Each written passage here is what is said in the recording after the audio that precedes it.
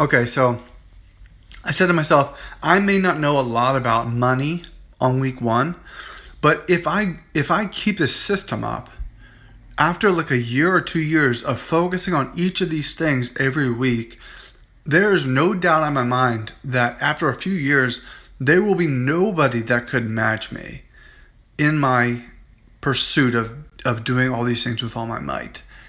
And after 10 years of this, it wouldn't even be a competition.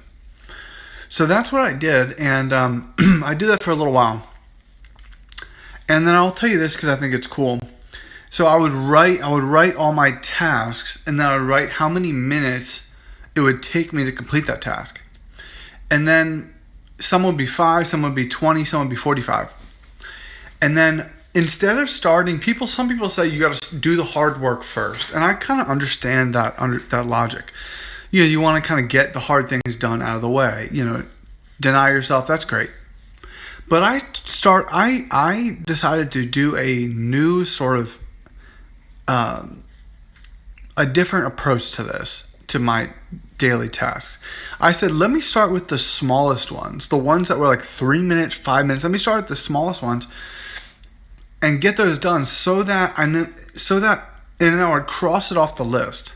And after I crossed it off, I would just feel like a spiritual satisfaction, like, I got something done. I got a task done, and then I'd move, and it would give me the force to and the encouragement to move on to the next task, and I would get those done. And so before I knew it, I was crossing off all the things on my list and getting to the bigger, longer, bigger task, and feeling the encouragement to get those things done.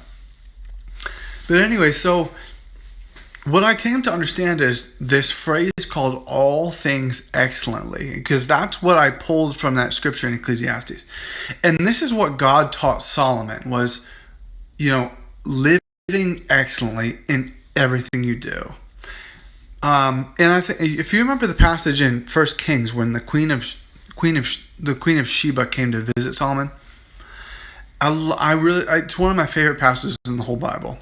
Because it says that when the queen saw the wisdom of Solomon, the food on his table, the clothing that his servants wore, the seating of his servants, the sacrifices he made at the temple of God,